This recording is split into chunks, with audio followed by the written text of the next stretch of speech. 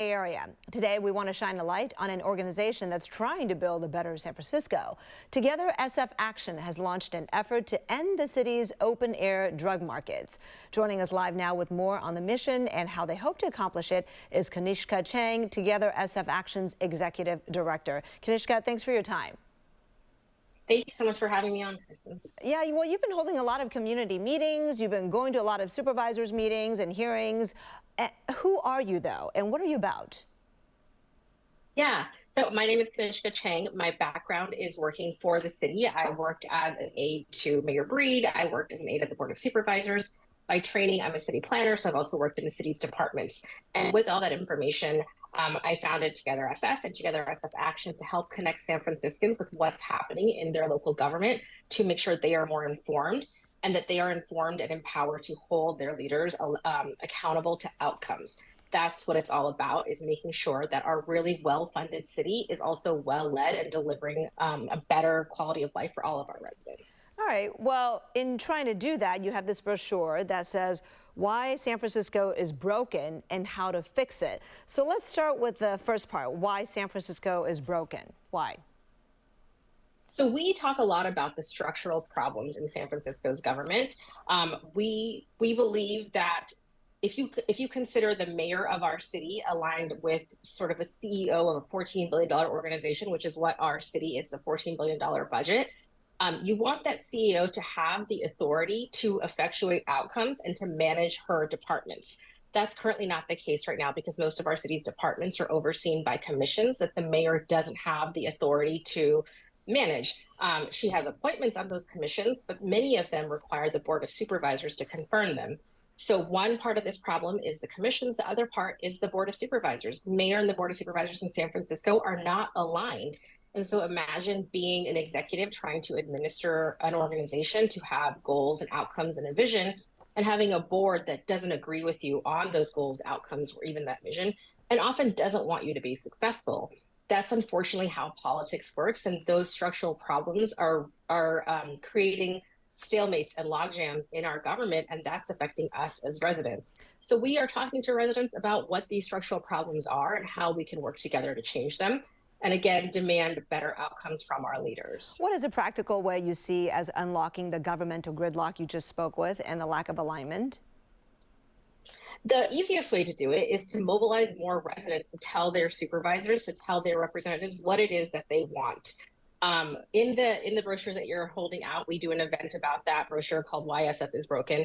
And we talk about how in San Francisco, a district supervisor's race can be won by sometimes as little as 125 votes, compared to a mayor's race where a mayor has to run a citywide campaign and appeal to a vast diversity of voters, which automatically forces them to talk to more sort of voters in the middle, those center-left voters in San Francisco.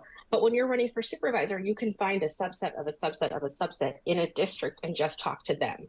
And so that automatically creates an incentive system where supervisors only have to appeal to a sort of a very vocal minority in their district, keep them happy to win their reelection.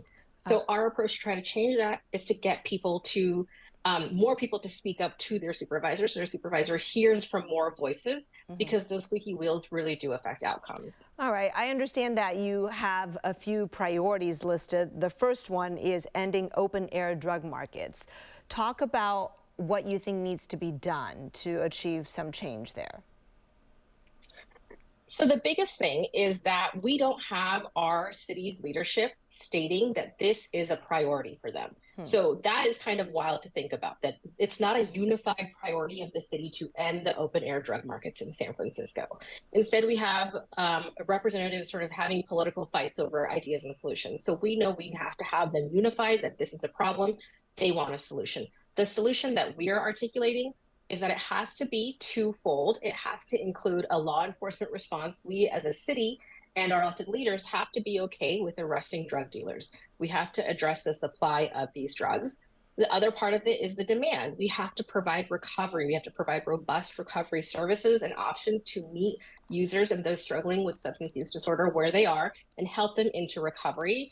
Because at the end of the day, What we're doing now, allowing people to deteriorate on our streets, is not compassionate, it's not progressive, and is not aligned with San Francisco's values. All right. Well, the law enforcement part, I know, within the city, there's a lot of debate about that. But I think another point that you make here is that the city has an all or nothing ideology. Give me concrete examples of what you mean by that and how that gets in the way of progress, for example, when it comes to either homelessness or drug use. Yeah, let's talk about it as it applies to the drug crisis. So, for the last 2 years, we had a DA who did not want to prosecute drug dealing. And that happened at the same time as the pandemic happened, as people were stuck at home, as we had the rise of fentanyl nationally. And this confluence of events created the crisis we're currently in. But again, San Francisco decided we can't prosecute drug dealers. And so instead, we're just going to let this keep happening. So that was an example of all or nothing. And since we couldn't find a middle ground with finding a way to prosecute some drug dealers. We've had the same thing happen with police. We as a city have decided that police response is not what we want to see to many drug-related crimes. And so we've had a huge decline in police officers in San Francisco. We're short almost 600 officers. And in response, we've had unarmed ambassadors and community ambassador sort of programs. But as a result, we've actually seen some of those ambassadors be faced with violence themselves and be shot or hurt by drug dealers. And then again, we end up doing nothing to really solve this problem. The same applies to recovery.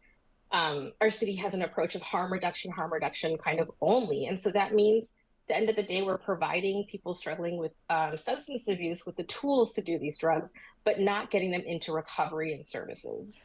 Kanishka, if we're almost out of time, but if people want to engage in further conversation with you, where can they go to get more information? Come check us out, tsfaction.org. We have a virtual event tonight. We have an in-person one tomorrow. We'll be talking about the pieces of legislation that are in front of the Board of Supervisors right now to address this, including a really important vote on police staffing funding that the board should be voting on next week. All right, Kanishka Cheng, Together SF Action's Executive Director, thank you so much. Thank you. Coming up, going days without food.